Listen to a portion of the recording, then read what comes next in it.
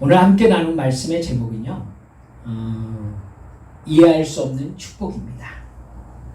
예수 믿는 사람들은 세상에서 돈 잘 벌어서 세상 재미를 누리는 사람들이 보기에는요, 돈을 벌 수가 없는 사람들이라고 볼 수 있습니다.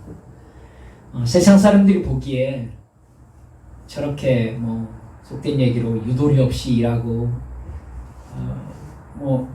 상황 봐주지 않고 정직하고 성실하다면서 그렇게 장사하고 관계를 맺어서 어떻게 돈을 벌겠다는 것인지 이해하기가 어렵죠.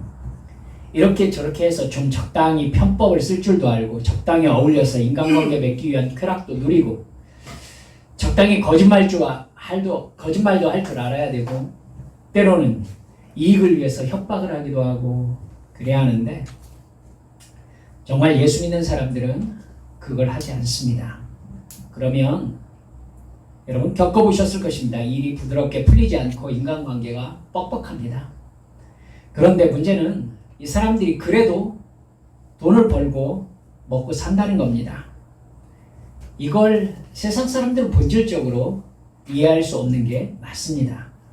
제가 알기에 그래야 하는 것이 그리스도인이라는 생각이 들기도 합니다.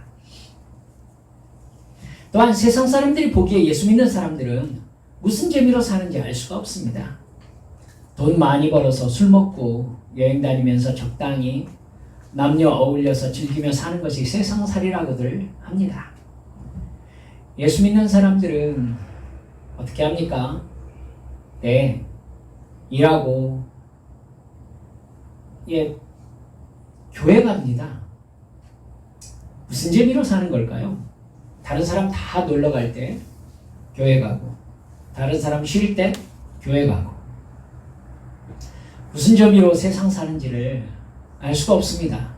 그런데 이해할 수 없는 것은 이 사람들이 정말 행복한 건지는 잘 모르겠지만은 웃는다는 겁니다. 제가 알기에 그래야 예수 믿는 사람 아니겠는가 싶은 마음입니다. 그런 가정이 예수 믿는 가정 아니겠는가? 그런 교회가 정말 예수 믿는 교회 아니겠는가 싶은 겁니다. 따라서 예수 믿는 사람들이 누리는 기쁨과 행복은요, 세상 사람들이 보면 볼수록 이해할 수 없는 것이 맞다고 생각합니다. 그래서 오늘 여러분들과 그런 이해할 수 없는 축복을 누리는 사람이 하나님과 사랑을 나누는 사람이라고 강조드리면서 하나님과 그런 복된 관계를 맺을 수 있는 원칙을 히스기야의 시대를 살펴보면서 깨닫기를 바라는 마음입니다. 일단 오늘 본 말씀을 이해하시려면 히스기야가 남유다의 왕위에 올랐을 때의 분위기를 알아야 될 필요가 있으십니다. 히스기야의 아버지는 여러분이 잘 알다시피 아하스라는 왕이었습니다. 아하스는 20살에 왕위에 올랐습니다. 그리고 16년간 유다를 다스리고 죽었습니다. 그러니까 일찍 죽었죠. 36살에 죽은 것입니다. 그런데 그 다음 히스기야가 왕위에 오른 나이가 25살이다 이렇게 나와 있습니다. 이것이 눈에 훅 걸렸습니다. 그러면 성경 그대로 나이 계산을 하면 히스기야는 11살에 아하스는 11살에 히스기야를 낳았다는 말이 되지 않습니까? 36살에 죽었는데 25살에 아들이 왕위에 올랐으니까요. 아마 연도를 이렇게 어느 부분은 빼고 해서 제가 아하스가 36살에 죽었다라고 얘기하는 것이 조금 타이트하게 본 것일 수도 있습니다. 하지만 그렇게 보아도 히스기야와 아버지 아하스의 나이 차이는 큰 형 정도라고 볼 수도 있지 않겠나 싶습니다. 왜 이 말씀을 드리냐면요, 히스기야는 아버지 아하스가 왕일 때 있었던 일들을 거의 다 기억하고 있다라는 말씀을 드리기 위해서입니다. 아하스는 역대하 28장 1절에서부터 보면 하나님 보시기에 악을 행한 왕이다 기록되어 있습니다. 그는 죄악의 왕조라고 부를 만한 북이스라엘의 종교 풍습을 받아들입니다. 그래서 바알 우상을 만들고 바알 산당에 분향하고 가나안 족속들의 풍습대로 거기에 자녀들을 불살라서 바쳤습니다. 어떻게 그럴 수 있었을까요? 전국의 산당과 나무 아래서 바알 신을 섬기는 제사를 드리며 분향했습니다. 이 죄로 인해서 하나님이 유다를 아람이라고 기록된 시리아에 넘기십니다. 그래서 아람이 남유다로 침입하죠. 그래서 수많은 포로들이 다메섹으로 끌려갑니다. 그뿐이 아닙니다. 북이스라엘과의 전쟁이 벌어지게 되고 그 전쟁에 패해서 하루 동안에 무려 유다 군인 12만 명이 살해당했다라고 성경에 기록되어 있습니다. 아하스의 아들이 죽고 또 총리 대신이 살해당한 전쟁이었습니다. 남쪽에서는 에돔이 유다를 침략했습니다. 서쪽에서는 블레셋이 유다에 쳐들어왔습니다. 이렇게 국경을 마주대고 있는 동서남북 모든 나라에게 유다 땅이 유린당한 것입니다. 그러면 눈치가 있으면 회개할 것 같지 않습니까? 그런데 아하스 왕은 좀 북쪽으로 떨어진 아시리아에 도움을 청했다라고 나옵니다. 아시리아와 종주조약을 맺고 조공을 바치기로 한 겁니다. 그러자 아시리아가 유다를 돕겠다고 유다에 들어옵니다. 그러나 성경은 또 절망적인 얘기를 하죠. 오히려 아시리아가 유다를 공격하는 상황이 벌어졌다. 28장 21절을 보면은요. 아하스가 여호와의 전과 왕궁과 방백들의 집에서 재물을 가져다가 아수르 왕에게 주었으나 그에게 유익이 없었다. 이렇게 기록되어 있습니다. 이 모든 일은요. 19절에 말씀한 대로 이는 이스라엘 왕 아하스가 유다에게 망령되이 행하여 여호와께 크게 범죄하였으므로 여호와께서 유다를 낮추심이라 이렇게 볼 수 있습니다. 모든 원인은 하나님과의 관계에 있었던 것입니다. 그러나 그 상황에서 아하스는 정말 어이없는 일을 더합니다. 유다를 쳐들어왔던 시리아의 다메섹 신들과 아시리아의 신들을 숭배하기 시작합니다. 그래서 번제단을 치우고 아시리아에서 받아왔던 그 사이즈대로 제단을 성전에다가 다시 만드는 엄청난 죄악을 저지르죠. 성전을 폐쇄하고 예루살렘과 유다의 각 성읍에 제단과 산당을 세워서 우상에게 분향했습니다. 아하스 왕은 그렇게 하나님을 섬기는 유다의 종교 전통을 다 무너뜨리고 죽습니다. 그 다음에 왕위에 오른 것이 아하스 아들 히스기야였던 것입니다. 히스기야는 무엇이 어디서부터 잘못되어서 이 지경이 되었는지를 아주 잘 알고 있었습니다. 그래서는 그가 25살의 왕위에 오르자 아버지 아하스 왕 때의 제도를 완전히 뒤집어 엎습니다. 바닥부터 갈아엎죠. 여러분 이거 쉬운 일 아닙니다. 구정물을 밑에서부터 전부 다 뒤집어 엎어보십시오. 그러면 그것이 맑은 물이 됩니까? 그렇지 않습니다, 여러분. 새 물이 되기까지 되게 시간이 나름 걸려요. 그러나 히스기야는 포기하지 않습니다. 그 결과 하나님께서 유다를 지키시고 도우시는 신이라는 사실을 확실하게 경험하는 축복을 받습니다. 하나님께서 히스기야의 행동을 아주 좋아하셨습니다. 그리고 그의 믿음에 하나님의 복으로 반응하십니다. 히스기야는 큰 축복을 받습니다. 역대하 32장 22절 23절을 보면 이렇게 말씀하고 있습니다. 이와 같이 여호와께서 히스기야와 예루살렘 주민을 아수르 왕 사네립의 손과 모든 적국의 손에서 구원하여 내사 사면으로 보호하시매 여러 사람이 예물을 가지고 예루살렘에 와서 여호와께 드리고 또 보물을 유다 왕 히스기야에게 드린지라. 이후부터 히스기야가 모든 나라의 눈에 존귀하게 되었더라. 이렇게 기록합니다.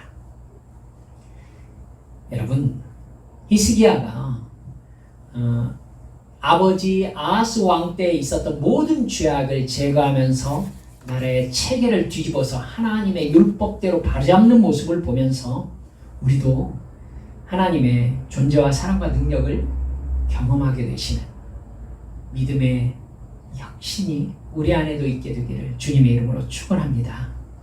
첫 번째로는요, 우리가 죄짓던 과거와 완전히 단절해야 합니다. 히스기야는 왕위에 오르자마자 가장 먼저 하나님과의 관계를 회복하기 위해서 회개 사역에 돌입합니다.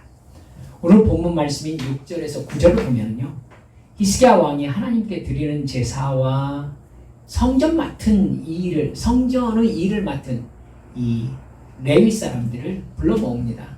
그리고 유다가 처한 상황을 정확하게 진단하면서 이렇게 말해요. 우리의 조상이 죄를 지어 주 우리의 하나님 앞에서 악한 일을 하였소. 그들은 하나님을 버리고 얼굴을 돌이켜서 주님께서 거하시는 성소를 등지고 말았소. 그뿐만 아니라 성전으로 드나드는 현관 앞 문들을 닫아 걸고 등불도 끄고 분향도 하지 않고 성소에서 이스라엘의 하나님께 번제를 드리지도 않았소. 이러한 까닭으로 주님께서 유다와 예루살렘에 대해서 진노하셔서 우리를 두려움과 놀람과 비웃음거리가 되게 하셨다는 것은 여러분이 직접 보아서 알고 있는 사실이요. 조상들이 칼에 맞아 죽고 우리의 자식들과 아내들이 사로잡혀 갔소.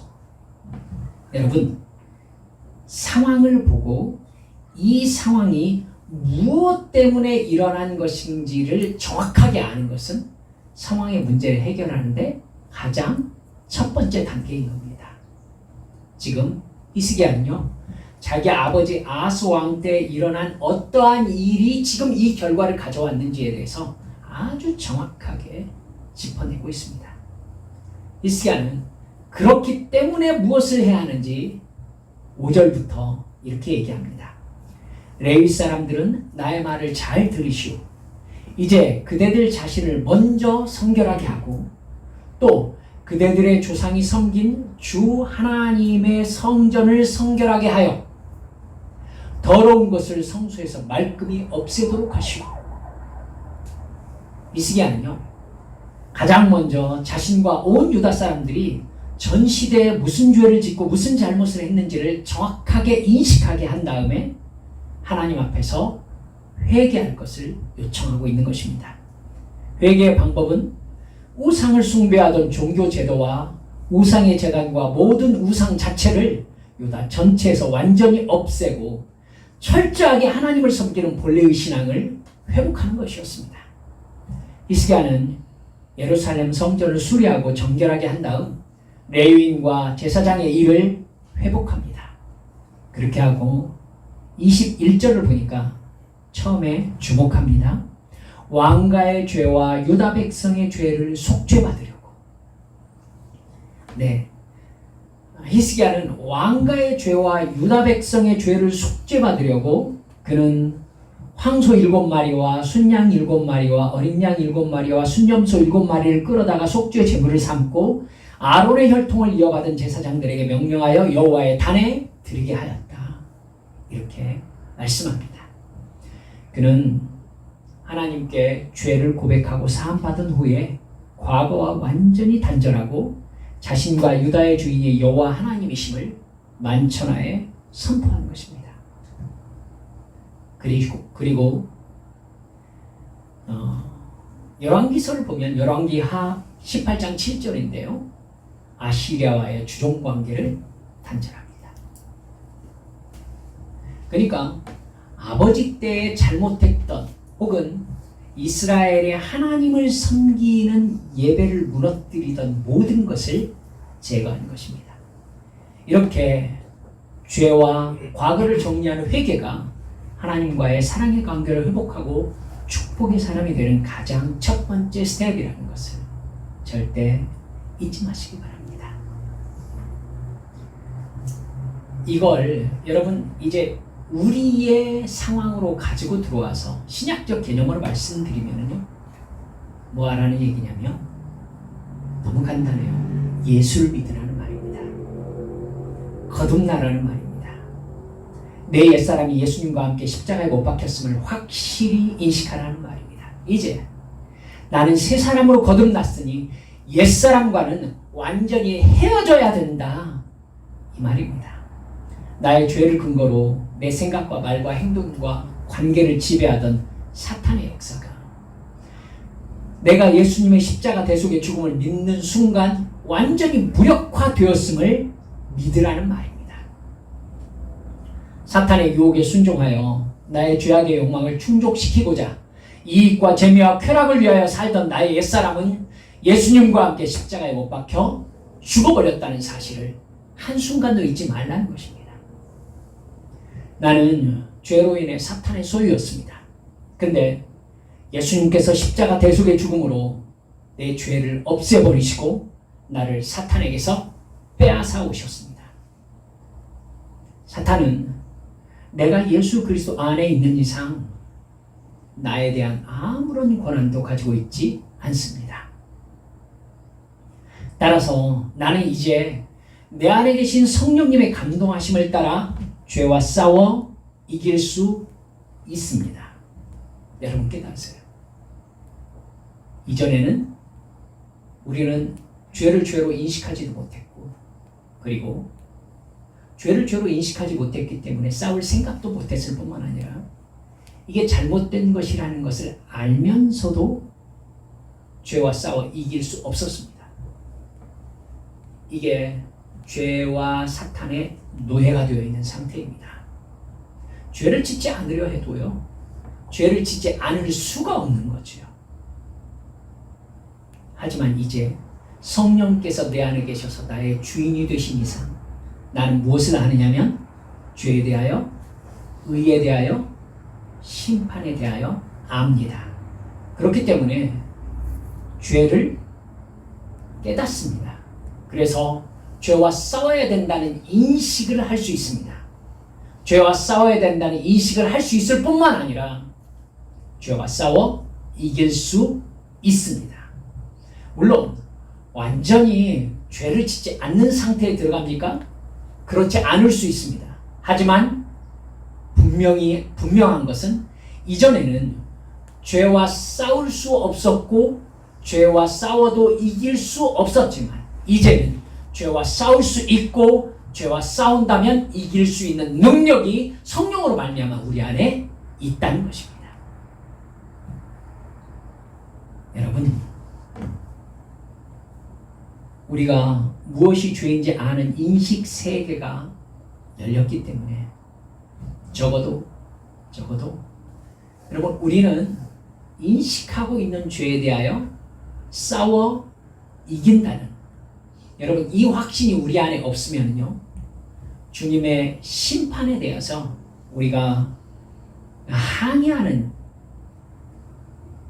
그런 상황에 놓이게 됩니다. 하나님, 도대체 누가 죄를 짓지 않을 수 있습니까? 어떻게 하나님 앞에 온전할 수 있습니까? 여러분, 아니에요.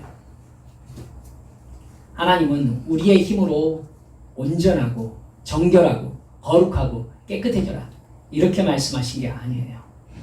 적어도 성령께서 너희에게 깨닫게 하시는 죄는 너희가 죄로 인식하며 싸울 수 있다라고 말씀하신 거예요. 불순종은 무엇입니까? 내가 죄인 줄 알매도 불구하고 나의 유익과 나의 재미와 나의 욕심 때문에 그 죄를 짓는 것입니다. 사랑하는 여러분들, 이걸 가볍게 보지 마십시오. 예수님께서는 이 세상에 계실 때 일관되게 죄가 무엇인지 알고 있는 이스라엘 사람들, 유대인들에게 설교하셨습니다. 그리고 그들에게 뭐라고 하셨습니까? 너희들은 무엇이 죄인지 알고 있다. 하지만 너희들은 죄와 싸우지 않았다. 죄를 짓지 않으려고 하지 않았다. 무기력한 자신은 하나님께 의지하지도 않았다. 그러므로 너희들의 할례는 너희에게 아무 유익이 없을 것이다. 너희들은 멸망받을 것이다. 지옥이 너희에게 열려 있을 것이다. 이렇게 말씀하셨습니다. 여러분, 아주 중요합니다. 나는 예수님께서 나의 죄를 용서하시고 십자가에 못 박혀 죽으셨음을 믿습니다. 이제 나는 구원받았음을 믿습니다. 그럼 천국 갑니까? 우리 한미 성도들은 늘 이렇게 물을 줄 알아야 됩니다. 그럼 증거가 무엇입니까? 이렇게. 그렇죠? 그럼 증거가 무엇입니까? 주님께서 뭐라고 하십니까? 나를 사랑하는 자는 나의 계명을 지키느니라. 여러분, 과거와 헤어지되, 옛사람과 헤어지되 완벽하게 헤어지세요. 철저하게 헤어지세요. 그래서 성경은 너는 예수님과 함께 십자가에 못 박혀 죽었다라고 말씀하고 있는 것입니다. 이것이 하나님과 진정한 사랑의 관계로의 출발입니다. 사랑하는 한미 성도들, 이 출발선에 확실히 서시는 여러분 되시기를 주님의 이름으로 축원합니다. 두 번째, 그렇게 회개한 후에 하나님 앞에 온전한 예배드림으로 돌아와야 합니다. 히스기야 왕 6년째 여러분 굉장히 중요한 일이 일어납니다. 북이스라엘이요, 호세아 왕을 끝으로 해서 아시리아에게 멸망당합니다. BC 722년이었죠. 당시 아시리아가 가장 강력한 제국으로 성장한 상태였습니다. 그러자 30장을 보면 히스기야가 조치를 취해요. 뭘 하느냐면 멸망당한 북이스라엘 북쪽에서부터 남쪽 끝까지 다니게 하면서요, 사람들을 보내면서 남은 자들에게 예루살렘 성전에 와가지고 유월절을 지키라 라고 이야기합니다. 물론 북이스라엘의 대부분의 사람들이 비웃었습니다. 유다는 북이스라엘 남은 자들에게 권리가 없으니까요. 하지만 하나님을 두려워하는 사람들은 예루살렘으로 몰려들기 시작했습니다.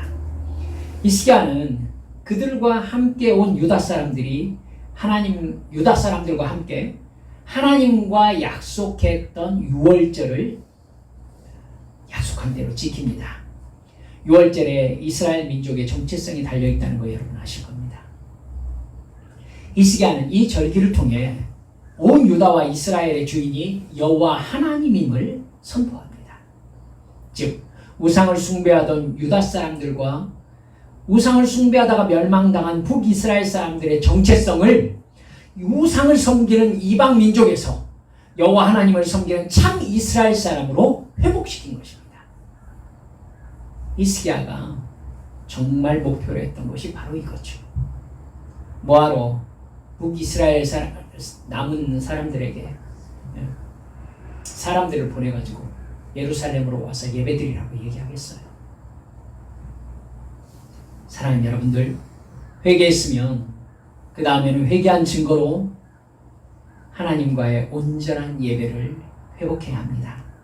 히스기야는 이스라엘 민족에게 하나님께 드리는 온전한 제사와 성전 제도를 회복하고 율법의 시스템이 올바로 작동되도록 조치합니다.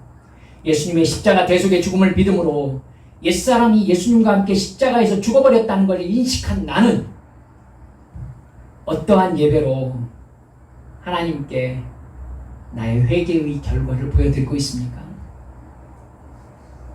예수님께서는 예배하는 자는 영과 진리로 예배할지니라 이렇게 말씀하셨습니다. 내가 드리는 예배는 하나님께 온전히 바치는 코람데오의 예배입니까? 코람데오, 하나님 앞에서라는 뜻입니다.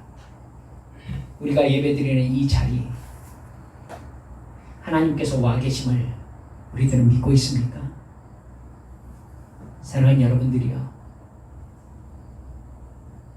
이것으로 인해서 저는 정말 여러 생각을 하게 되더라고요. 혹시 주보 칼럼 읽어보셨는지 모르겠습니다만, 여러분 너무 꼰대라고 하지 말아 주십시오. 저는 어렸을 때 예배를 무릎 꿇고 드렸습니다. 사랑하는 여러분들, 그래서 한국 교회에 의자가 들어오는 것에 대해서 교회마다 여러 가지 진통이 있었습니다.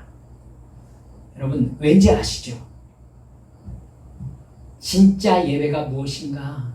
진짜 예배를 드리는 우리의 태도는 어떠해야 되는가? 라는 부분에 대해서 고민이 될 만큼 우리 한국교회는 하나님께 드리는 이 예배 의식에 대해서 깊은 고민을 하는 순수함이 있는 교회였던 겁니다.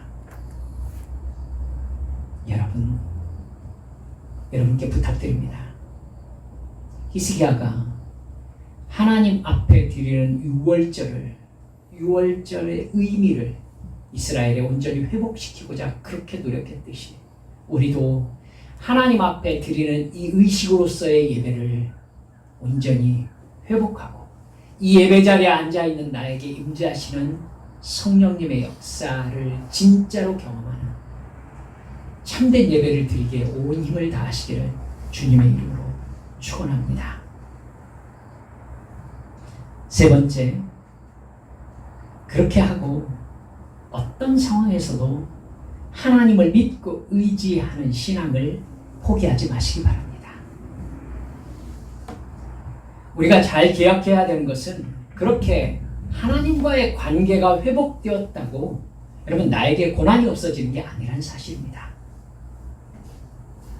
우리는 자칫 이렇게 생각하기 쉬워요. 주님 앞에 회개하고 하나님께 온전한 예배를 드리고 열정을 내고 이러면 내 삶이 다 잘 되고 병도 안 걸리고 어려운 일도 겪지 않고 이러한 기대를 가지게 되거든요. 이건 인간이기 때문에 어쩔 수 없다라고 볼 수도 있겠지만 성경적 사실을 말씀드리면 그렇지 않습니다. 우리가 성경 여러 부분에서 살펴보았듯이 믿음의 사람들에게는 하나님께서 고난의 상황이 닥치게 해주시지 않느냐? 여러분 그렇지 않죠. 그렇지 않아요. 사실 우리가 알지만은 다윗이 가장 믿음이 하나님 앞에서 충만하고 주님과 가장 연합한 상태로 지냈던 때가 언제라고 생각하십니까? 사울에게 쫓길 때죠. 네, 사울에게 쫓길 때입니다. 그렇습니다. 여러분, 고난의 상황에서 하나님께 간절히 기도했을 때에도 사실 그 고난의 상황은 제거되지 않았습니다. 사도 바울 여러분 알고 계시죠? 바울 사도가 복음을 전하고 다닐 때 그가 받았던 고난을 이해할 수 있습니까?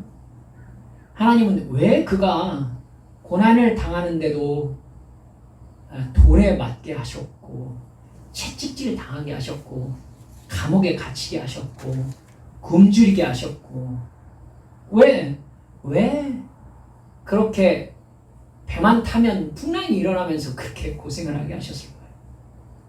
여러분 그 이유를 우리는 모릅니다.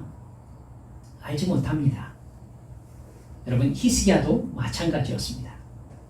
앞에서 히스기야는 아버지 아하스 왕이 들여온 아시리아의 우상들과 그 우상들을 섬기기 위해서 성전에 세웠던 제단들 다 제거했다고 말씀드렸습니다. 그는 아예 아시리아와의 종주 관계를 정리해버렸습니다. 무슨 상황이 벌어지겠습니까? 당연히 아시리아의 반발이 일어나는 건 예상했던 얘기 아니겠습니까? 아시리아 왕 사네립과 군대 장관 랍사게가 대군을 이끌고 유다를 침입합니다. 예루살렘이 포위됩니다. 여러분, 예루살렘은 히스기야가 있는 도성이잖아요. 왕이 있는 도성이죠. 예루살렘이 포위됐다는 것은 나머지 지역이 점령당했다는 뜻이 되지 않겠습니까? 그러니까 예루살렘이 함락되면 나머지는 의미가 없다라는 의미입니다. 32장 11절 12절을 보면요. 사네립이 예루살렘을 포위하고 이렇게 비웃습니다. 히스기야가 너희를 꾀어 주 너희의 하나님이 너희를 아시리아 왕의 손에서 건져줄 것이라고 한다마는 이것이 너희를 굶어 죽게 하고 목말라 죽게 하는 일이 아니고 무엇이냐? 여호와의 산당들과 제단들을 다 없애버리고 유다와 예루살렘에 명령을 내려 오직 하나의 제단 앞에서만 경배하고 그 위에서만 분향하라고 한 것이 히스기야가 아니냐? 무슨 말이냐면요. 히스기야가 아시리아의 우상을 없애고 전 유다의 산당을 제거하고 예루살렘 성전에서만 제사를 드려야 한다면서 종교 개혁을 일으켰다고 하지만 그 결과 너희들은 굶어 죽는 상황 아니냐 이렇게 비웃는 것입니다. 히스기야는 당황했을 거예요. 어쩌면 그렇게 하나님을 섬기는 종교 전통을 회복했으니 이런 고통스러운 일은 닥치지 않을 것이다 라고 기대했을 수도 있지 않겠습니까? 하나님이 어쩌자고 이 상황을 만드셨을까 혼란스럽지 않았을까요? 그러나 32장 20절을 보면요.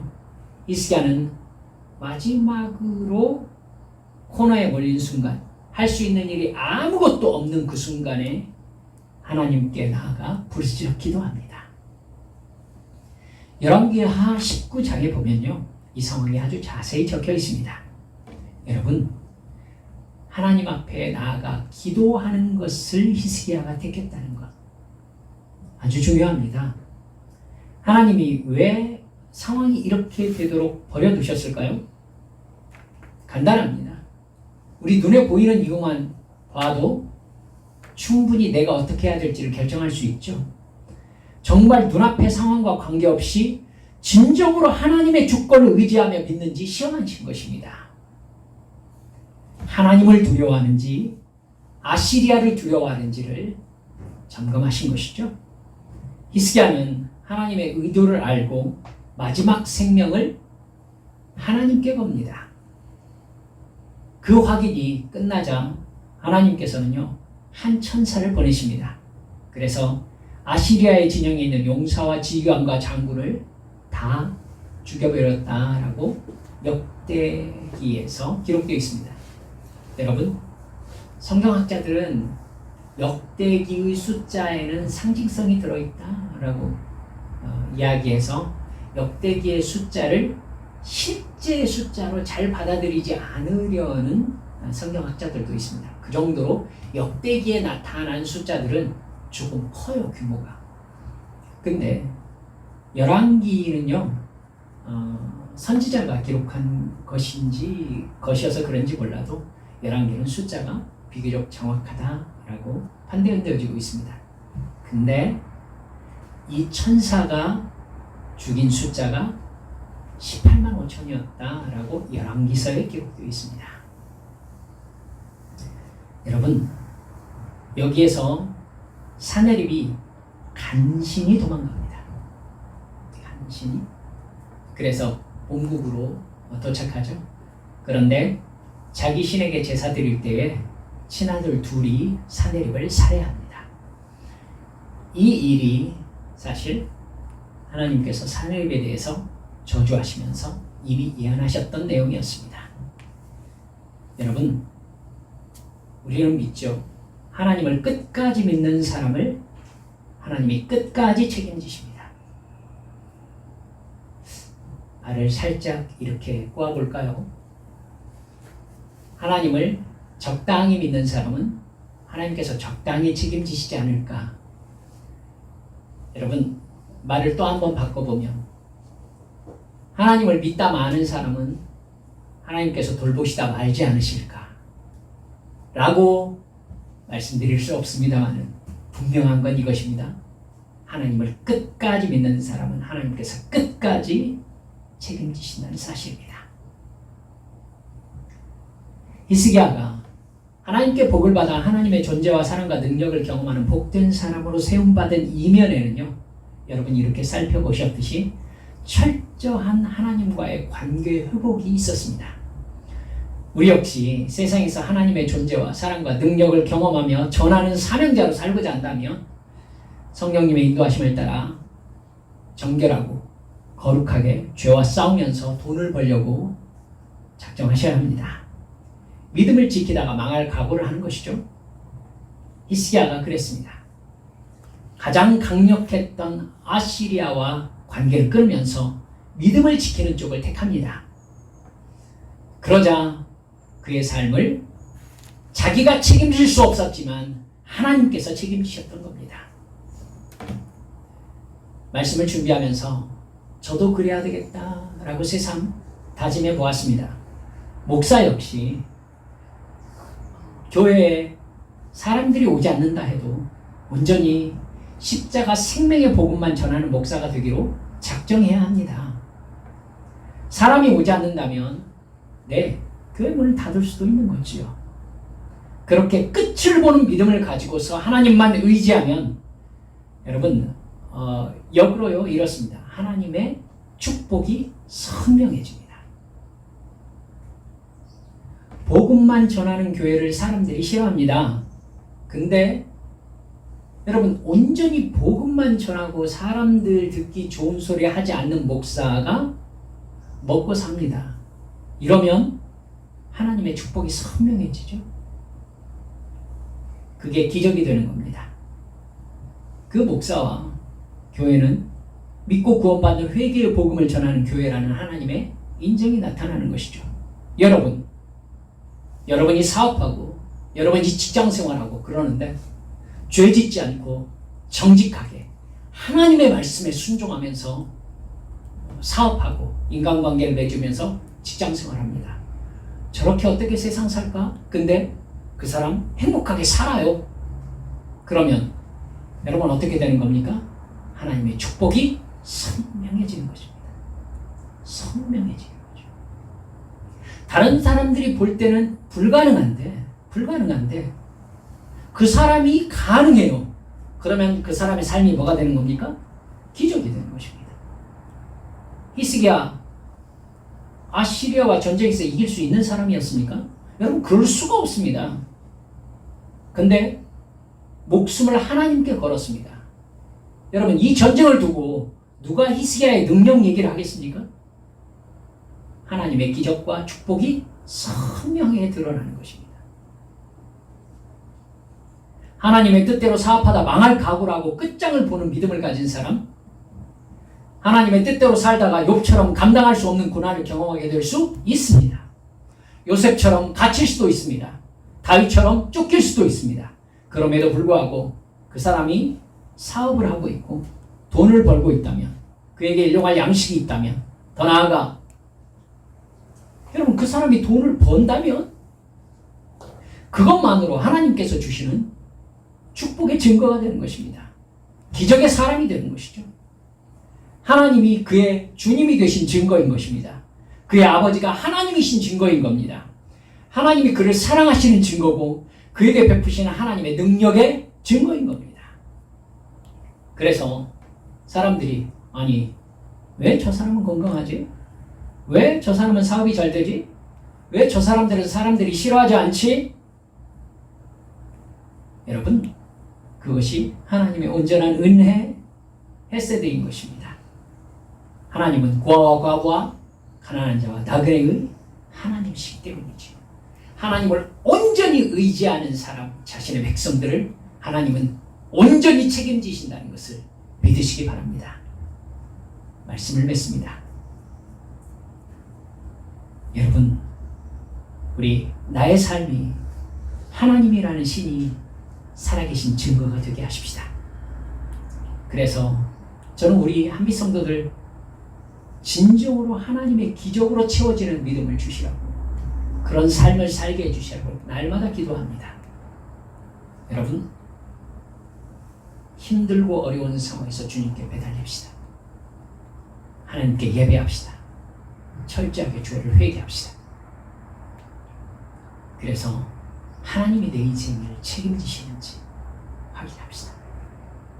그래서 사랑하는 여러분들의 주님을 따라가는 삶이 언제나 기쁘고 행복하시기를 우리 구주 예수님의 이름으로 축원합니다. 이 시간 함께 기도합시다. 여러분, 두려워하지 마세요. 주님께서 내가 너희에게 주는 평안은 세상이 주는 것과 같지 않다. 두려워하지도 말고 근심하지도 말아라. 이렇게 말씀하셨습니다. 주님이 자신이 있으시니까 말씀하신 것이죠. 일용할 양식을 주님께서 주실 것입니다. 그렇기 때문에 주님을 믿으세요. 그리고 어떤 상황에 있든지 주님께 온전한 예배드림에 시간들을 가지세요. 기도하세요. 주님의 말씀을 읽으세요. 찬양하며 주님을 경배하세요. 사랑하는 여러분들, 이때 주님께서 나의 인생 속에서 어떻게 역사하시는지 선명하게 드러날 것입니다. 이 시간 하나님 앞에 기도하며 주여, 제가 그렇게 주님과 동행하겠습니다. 힘 주시고 지혜 주시옵소서. 함께 동서로 기도하십니다. 아버지 하나님,